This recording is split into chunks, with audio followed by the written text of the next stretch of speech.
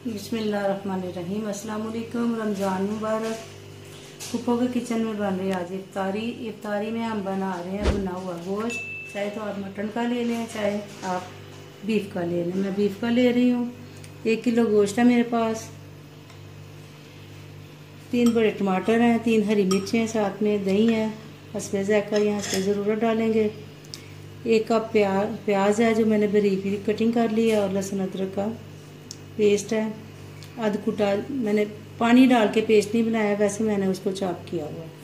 हस्बे ज़रूरत नमक मिर्च है। सबसे पहले डालते हैं इसमें ऑयल, हस्बे ज़ायक़ा या हस्बे ज़रूरत। 1 कप मैंने ऑयल डाल दिया इसमें। आज हम बना रहे हैं प्रेशर कुकर में। ऑयल गर्म हो गया, इसमें डाल रही हूँ प्याज।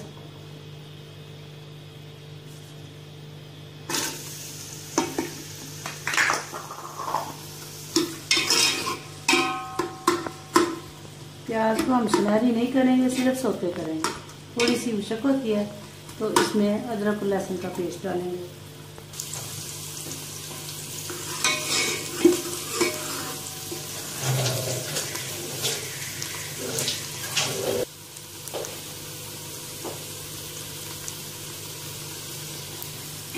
अब डाल रहे हैं लहसुन और अदरक का पेस्ट।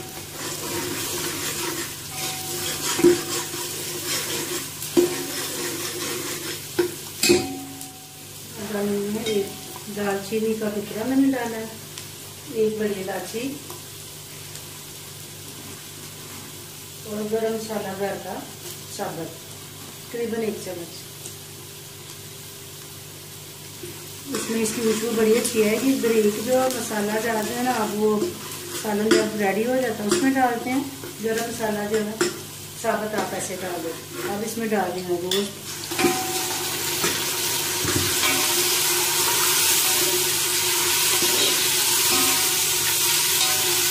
गोल और मिक्स गोश्त है मेरे पास, हड्डी वाला और बगैर हड्डी के।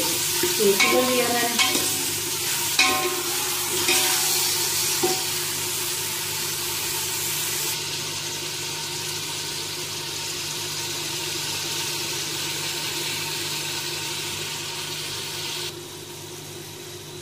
पाँच मिनट मैंने इसकी अच्छे तरीके से बुनाई की। अब इसमें डाल दिया कुटी मिर्च 1 चम्मच, लाल मिर्च का पाउडर आधा चम्मच, 1/2 चम्मच नमक, खुशक धनिया साबुत 2 चुटकी के बराबर। साथ में डाल रही इसमें टमाटर। ये बिल्कुल सादे तरीके से भुना हुआ गोश्त है और जायकेदार भी बहुत होगा इंशाल्लाह। अब इसमें शामिल कर रही हूँ पानी 1 कप। ऐसे लगा देते हैं प्रेशर पे तकरीबन 10 मिनट के लिए। प्रेशर कुकर बंद करूँगी मैं ऐसे 10 मिनट के लिए। इसे फिर खोलेंगे। उसके बाद इसमें मैं शामिल करूँगी दही और हरी मिर्च, हरा धनिया। जी अब आते हैं हमारी दूसरी रेसिपी की तरफ। दही भल्ले। ये मैंने बेसन जो है ना, इसको तकरीबन 2 घंटे के लिए भिगो के रख दिया हुआ था। अब इसमें आपके सामने मैं शामिल करूँगी नमक,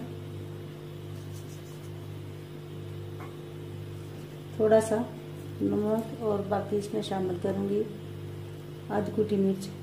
ये आपकी अपनी पसंद है, वैसे ज़्यादा लोग ज़ीरा डालते हैं, मगर नमक का ये काली मिर्च का जायका जो है ना बड़ा अच्छा होता है। और साथ में इसमें शामिल करेंगे थोड़ी सी ज़ीरा, थोड़ा सा ज़ीरा। इसमें डाला थोड़ा सा मैंने नमक, 1 चुटकी काला मिर्च का पाउडर और ज़ीरा। अब ये देखें, अब ये बहुत सख्त है। इसमें डालूंगी मैं थोड़ा सा पानी, ना ये ज़्यादा पतला और ना ये ज़्यादा सख्त हो। बेसन सिर्फ मैंने शामिल किया है इसमें। और अगर आप मीठा सोडा नहीं डालना चाहती तो इसे 2 से 3 घंटे के लिए पहले ऐसे भिगो दे, जैसे मैंने भिगोया, बाद में इसे रेडी कर लिया मैंने। ये अभी भी सख्त है, इसमें थोड़ा सा और डालूंगी। माश की दाल के जो लोग पसंद करते हैं, माश की दाल के भी ऐसे ही बनते हैं। उसको आप भिगो दें सारी रात के लिए, सुबह उसको ग्राइंड कर लें तो ऐसे ही पतला सा जो है ना उसका अमेज़ा तैयार कर लें। देखिए ये हो गया बिल्कुल रेडी। अब करते हैं ऑयल गरम कढ़ाई में, और साथ में ठंडा पानी चाहिए हमें। बर्फ़ डालते हैं पानी में, फिर आगे आपको साथ साथ बताते जाते हैं कि हम क्या क्या चीज़ें इसमें डालने वाले हैं। चने मैंने उबलने के लिए वाइट चने जो है और आलू रख दिए हुए साथ ही। जी ऑयल देखते हैं गर्म हो गया कि नहीं, थोड़ा सा पहले आप इसमें डाल के देखें। अभी ऑयल ठंडा है, थोड़ा सा और गर्म हो लेने दें। हाथ से आपने इसको डालना है। ऑयल गर्म हो गया, ऐसे आप दूर दूर करके इसे डालते जाएं। साथ हमने रख दिया पानी ठंडा, बर्फ डाल दिया मैंने। अगर थोड़े बड़े करने चाहते हैं आप बड़े भी कर सकते हैं, मगर इतने जो है ना ज़रा अच्छे लगते हैं, अंदर तक डिप भी हो जाते हैं। आपने इसमें कांटा नहीं चलाना, सुराख हो गया तो फिर इसमें ऑयल चला जाएगा या फिर पानी भर जाता है।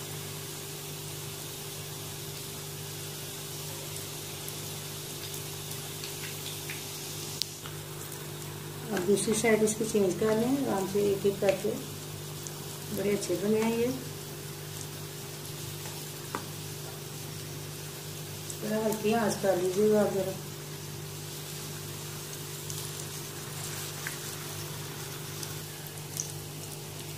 एक साइड से ये देखें 1 मिनट के लिए ये बस हो रहे हैं, सुनहरी हो गए 1 मिनट में। आपने ऐसे इसको साथ ऐसे प्रेस करते जाएं आप,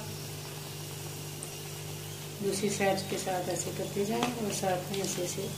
अगर ये साथ जुड़ भी जाए तो कोई हर्ज नहीं है, पानी में डालेंगे तो लगा से हो जाएंगे। ऐसे आपने इसको प्रेस कर देना थोड़ा सा। बड़ा अच्छा सा कलर आ गया। घर में बनाए, फुल्कियाँ भी बनाए इसी मेज़े से। फुल्कियाँ मैं आपको बना दिखाती हूँ साथ में।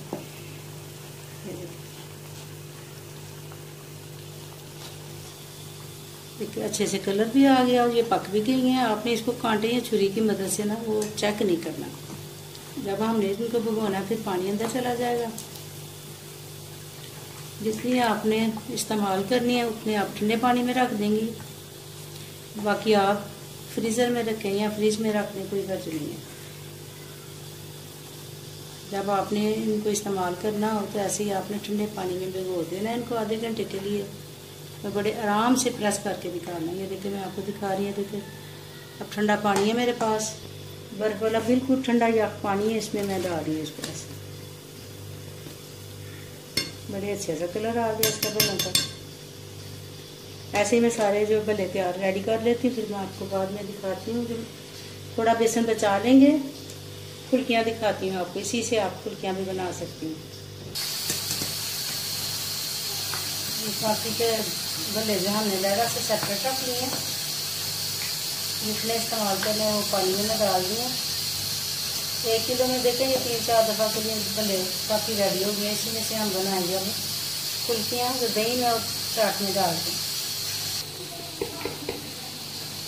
कश वाला आप ले लें, ये देखें जिससे गाजर कश करते हैं, उसके ऊपर मैंने ऐसे बेसन डाला और साथ में उसको चम्मच के साथ प्रेस करती जा रही हूँ। फुल्कियाँ बड़ी अच्छी रेडी हो गई हैं। देखें कितनी अच्छी फुल्कियाँ बन रही हैं। घर की बनी फुल्कियाँ बड़ी अच्छी भी हैं और साफ़ भी हैं, पेट भी ख़राब नहीं करती। ये देखिए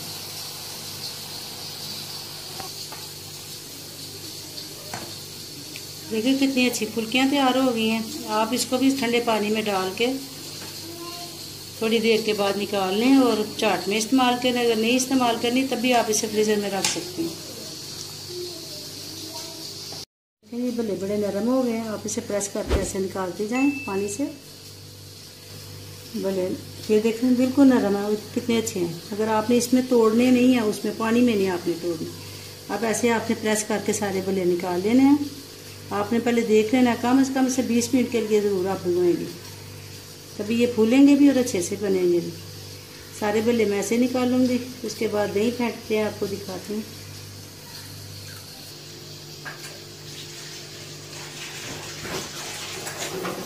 हमारे पास इसमें शामिल कर रहे 1 चम्मच चीनी का,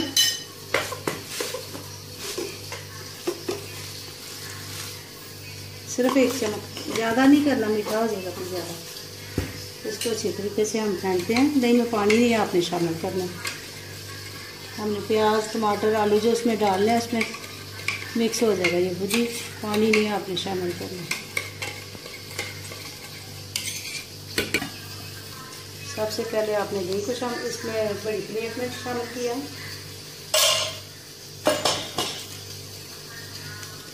अब ये देखिए हमारे पास टमाटर हैं, इसमें शामिल कर रही हूँ टमाटर को।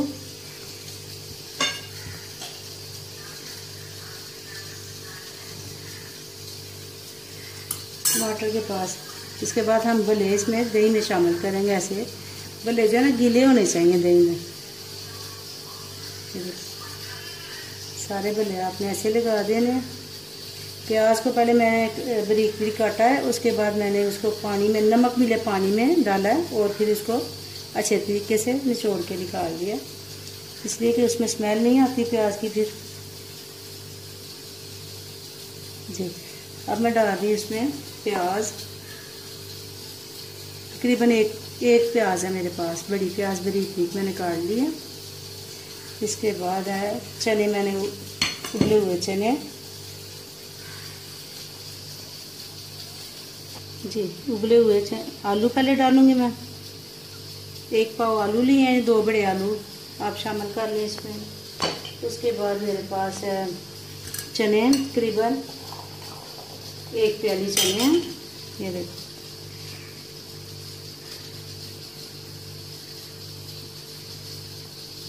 अब शामिल कर रही हूँ इसमें मैं थोड़ी सी बंद गोभी, बिल्कुल थोड़ी सी, ज़्यादा नहीं, सलाद के तौर पे। अब साथ साथ हम चटनी भी आपको दिखाते जाते हैं, मैंने इसमें चटनी कैसे ऐड करनी है। पहले आपको मसाले दिखा देते हैं डालते हुए। इसमें हम डाल रहे हैं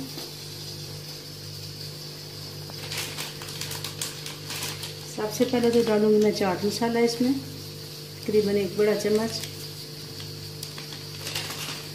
आधी कुटी मिर्च, ये ज़रा टेस्टी ही बनेंगे, स्पाइसी।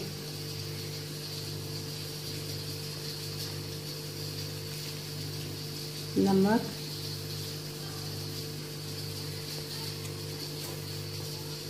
काली मिर्च 1 चुटकी, सिर्फ टेस्ट के लिए। हरा पुदीना और ये नारदाने की चटनी है हरी, ये देखिए इसमें सिर्फ मैंने नारदाना हरी मिर्चें शामिल की हैं, हरा धनिया और पुदीना, ये जाएगी इसके ऊपर। थोड़ी सी हरी मिर्च इसलिए मैंने कम शामिल की है, 2 से 3 अदद कटिंग करके डाली है, इसमें हरी मिर्च ज़्यादा है। अब बना रहे हैं इसके साथ हम चटनी है हमारे पास, ये देखिए इमली है। इमली को हमेशा से उबाल लें पहले से, इसलिए कि वो फिर गला ख़राब नहीं करती। इसमें मैं डाल रही हूँ आधी कुटी मिर्च और इसके साथ जा रहा है नमक। अब ये देखें ये बिल्कुल पानी बिल्कुल रेडी है इसका, ये हम साथ ही रखेंगे, जिस इसने डालना है वो डाल लेगा।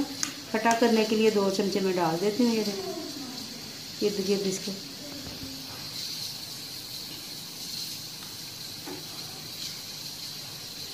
जी, इसके बाद है खुबानी हमारे पास, इडली खुबानी है, इसमें मैं शामिल कर रही हूँ हरी मिर्चें और साथ में थोड़ा सा नमक, इसको करते हैं ग्राइंड आपके सामने। ये देखिए हरी मिर्च डाली है मैंने। आप इसको तकरीबन 6-7 दिन के लिए जो है महफूज कर सकते हैं। थोड़ा सा इसमें डाल रही हूँ ज़ीरा, अब इसे करती हूँ ग्राइंड। थोड़ा सा पुदीना मैंने डाला, पुदीना ज़रूर आप शामिल करें। अब देखिए थोड़ा सा मैं इसको मिक्सिंग करूँगी, थोड़ी सी मिक्स करूँगी इसको थोड़ी।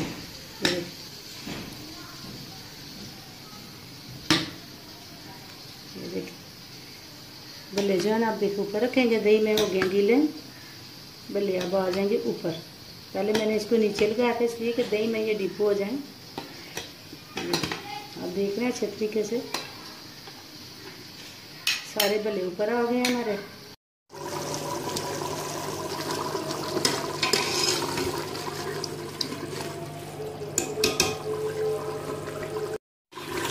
ये अच्छे से देखिए 10 मिनट के बाद भुन भी गया और विशक भी हो गया शोरबस्त का। विशक मेथी मैंने डाल दिया इसमें